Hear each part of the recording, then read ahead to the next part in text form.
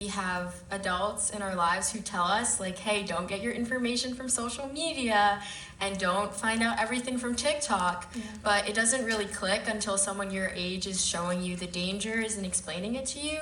So personally, we're passionate about using film as an outlet to have a conversation with someone, and we want the conversation to grow and be reciprocal. So we're sharing information with people, and we want them to share it with their friends, their families, their peers, and that's what filmmaking is, and we couldn't have done it without DCTV. So. I think that it's like anything, academics are important, advocacy is important. There are two things that I value very well, so I make sure that I highlight them and that they stay true to my heart. So it's really important because, we're living in a time with AI. Like, I don't know if you guys seen with, like, the AI with the monkeys. And then with my mom, she's like, oh my God, like, this is, like, mommy, no, it's fake. So I feel as though it's really important that in a time of age where, like, we have older parents, grandparents, that they know what's real or not.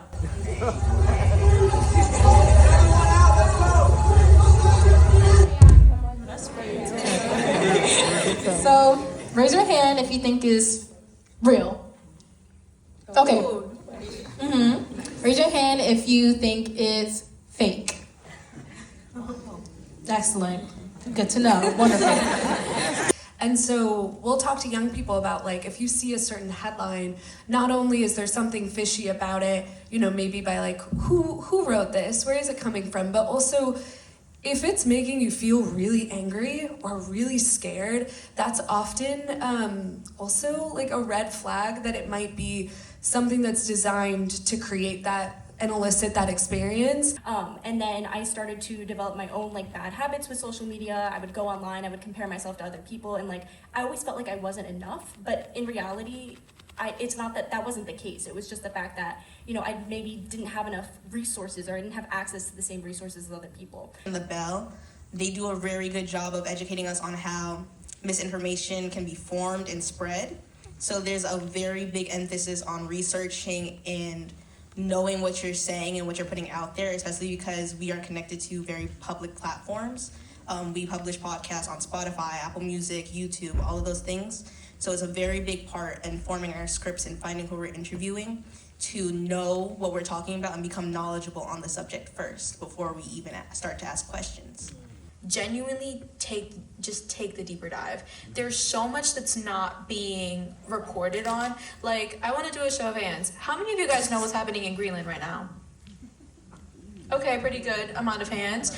Who knows that Greenland is absolutely rich in minerals and oils?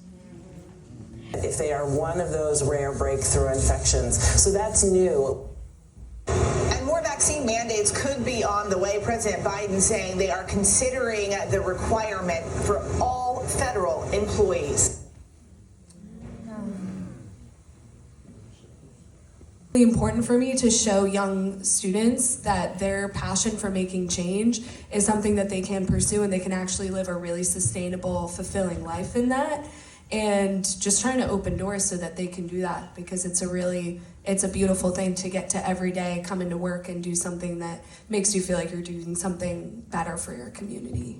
Education systems are failing their students. I mean, it's really tiresome, and it's really scary to see. Honestly, I have so much love and just so much compassion for educators, because I know it's not an easy time to teach a generation with us. And it's not, I want to highlight and preface, it's not that we aren't willing to learn. I think it's just that we've gone too far past the society where our minds are warped into being like 15-second videos, 5-second videos. Okay, let's write a 10-page research paper about X and Y, and everyone's like, huh? What are you talking about? It gets hard when somebody's like, oh, you have to create a nonprofit. Oh, you have to have 6 months of experience in the work field. Oh, you need to have at least 3 podcast episodes before you can join this program. I'm 17, I'm in high school, I'm applying to college, I have to take my ACT.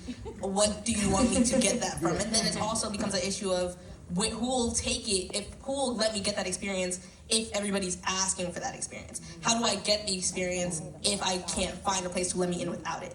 I work, and now I get to work with teens, and really, I think the joyous part of this program for me is being able to connect young people to opportunities where they have a direct input in policy, which is something that I was very passionate about but didn't have access to when I was in high school.